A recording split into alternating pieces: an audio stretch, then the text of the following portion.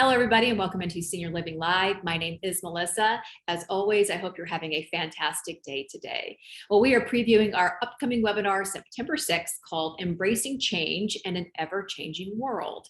We've got the wonderful Diane Lang back with us to help us embrace and cope with change and help you through the grieving process of loss and pretty big life changes. We go through them all. If you've lived more than just a couple of years, then you're going to experience some grief, certainly. And Diane, it is fantastic to see you. This is going to be a wonderful webinar, a wonderful topic we're talking about here today. How have you been?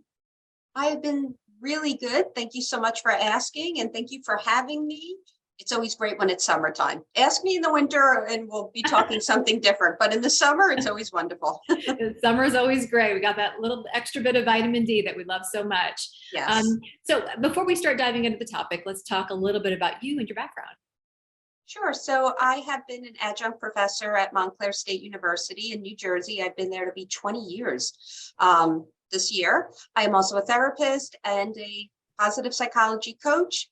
Been doing all of the coaching and therapy for about 20 years as well. So I've been in the field on both sides for a very long time and dealing with a lot of grief, especially in the last 2.5 years. And again, when we talk about grief, it's not just the loss of a loved one, which of course you're grieving, but it's really any important loss that you're going through. So people were losing their jobs, people were losing their homes, whatever you're going through, if you lose something that's important to you, you're going to grieve.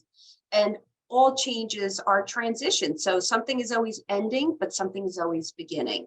So it definitely, you could be grieving just an identity change as well as a job, a loss of a loved one, getting an illness or injury that shifts your life, even as we were grieving our pre-COVID lives. Because even though we're somewhat in a new norm, we're really not. Like we get to a new norm and then something changes again. So change is the only constant.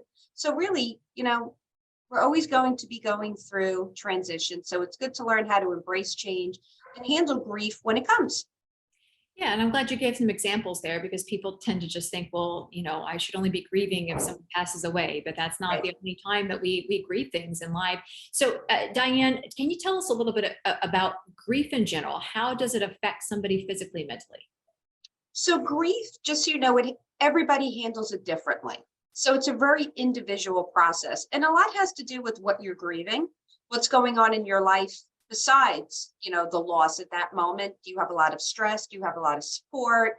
Do you have other stressors going on? So it's very individual. So I never want, and I tell my clients this, don't compare yourself to anybody else, even if they're going through the same thing. Like I have a client right now who has breast cancer, unfortunately, and she keeps comparing herself to her aunt who had breast cancer. And I'm like, you don't want to, because everybody's situation is different and we all heal different. So when you think of grieving, it's a roller coaster ride of emotions. So you might go from some denial or avoidance where you're just trying to numb yourself out and not feel the pain. And I just want to state simply, it's okay to be in denial for a little bit. And we'll go more into that in the webinar. I know it gets its bad name, like, oh, you're in denial. Sometimes we need that denial to process and take a break from the information to get clarity. So that's okay. But you might, feel that and then go into feeling very angry, to guilt, to almost going back to being numb. It could go back and forth. So when you think of the grieving stages, there is really no order. Even though they're put in an order, there really is no order and everybody's different. So you can skip some of those stages. You could go back and forth to those stages, but it's really a roller coaster. And as my clients will say, I don't know what I'm going to feel like when I wake up tomorrow. And sometimes they wake up and they go, I feel pretty good. And then something triggers them. It could be a song.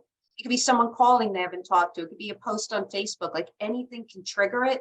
So don't put any expectations on yourself. Don't compare yourself. Just know that it's going to be a roller coaster ride emotionally. And of course, that will cause some physical, whether it's, signs of stress and tension on your body, whether, it's your shoulder, your neck, your back, headaches, stomach aches. That is completely normal as well. So, just kind of prepare yourself. And again, don't put an expectation on it. And the same thing with how long it will last, because that's always a big question. I have clients always say, how long am I going to grieve?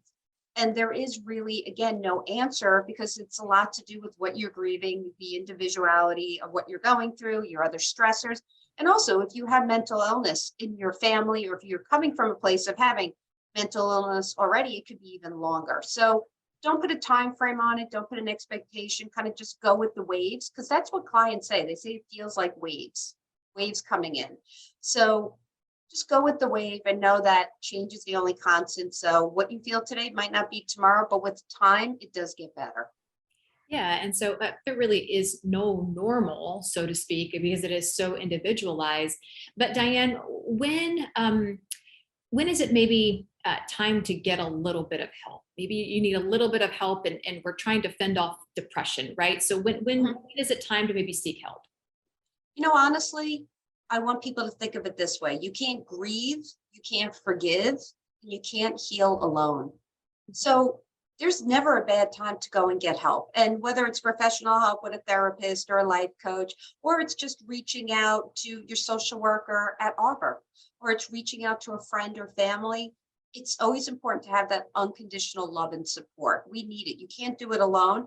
But if you're feeling that time has gone by and you're not getting any better, or you're starting to have trouble functioning, getting out of bed, going on with daily activities, that is really a sign to reach out. Or if it's affecting you physically, sleeplessness, if you're having problems eating, if you're feeling any hopelessness, helplessness, that lack of control, which can happen. Again, it depends what you've lost and how it's happened, and just a little sign here. Some people will say, well, I knew this was going to happen, so I don't need help.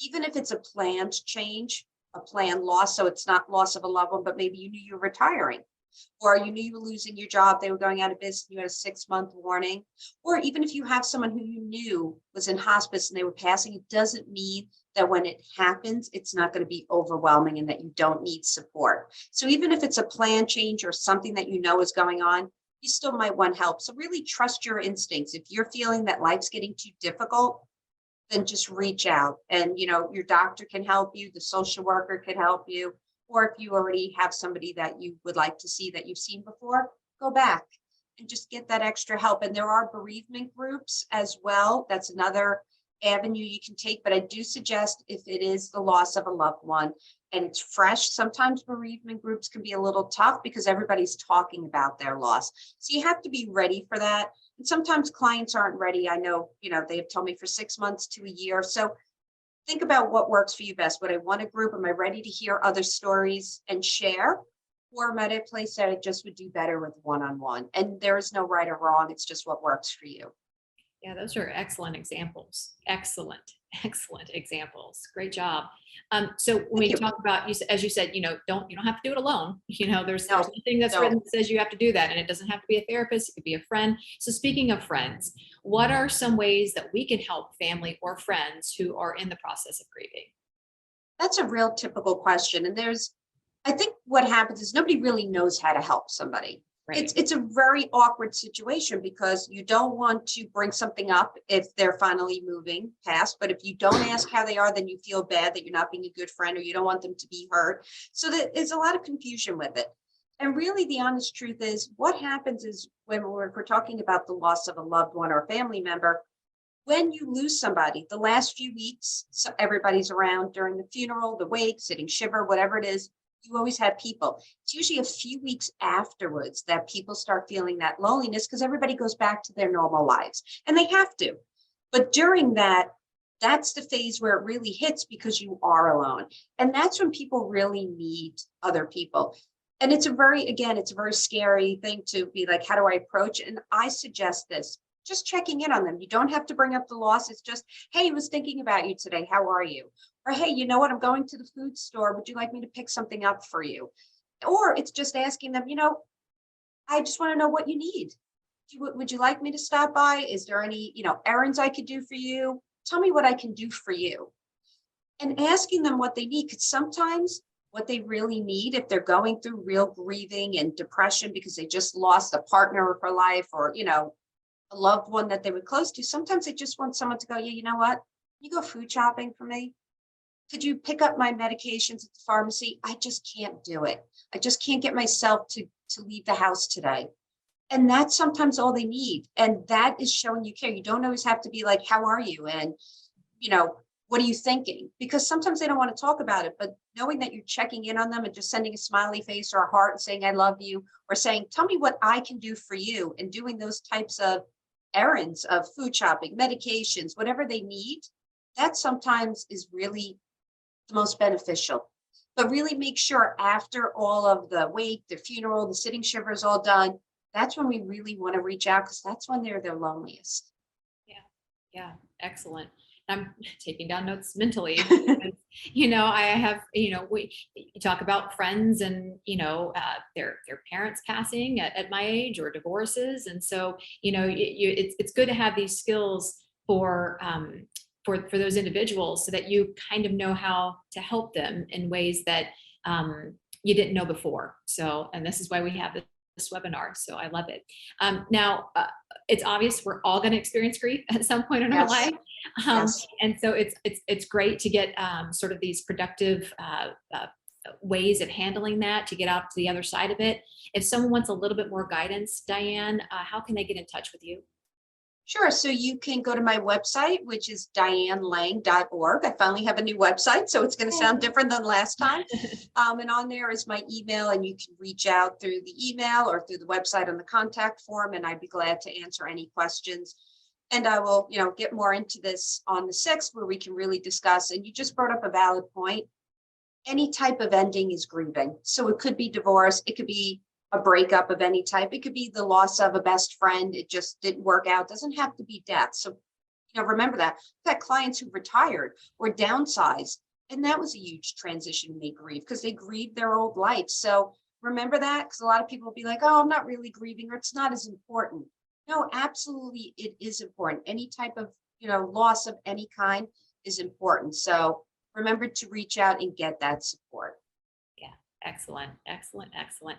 Diane, you always give us such wonderful perspective, and we are very much looking forward to your webinar called Embracing Change in an Ever-Changing World, September 6th at 4 p.m. Eastern Time. Thank you so much for taking the time today and for the time that you'll spend with our viewers during the webinar.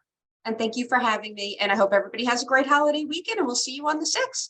Excellent. Thank you. Now, if you want to RSVP for this webinar with Diane, just head on over to our website, www.seniorlivinglive.com. You can RSVP there. And of course, we hope to see you all September 6th.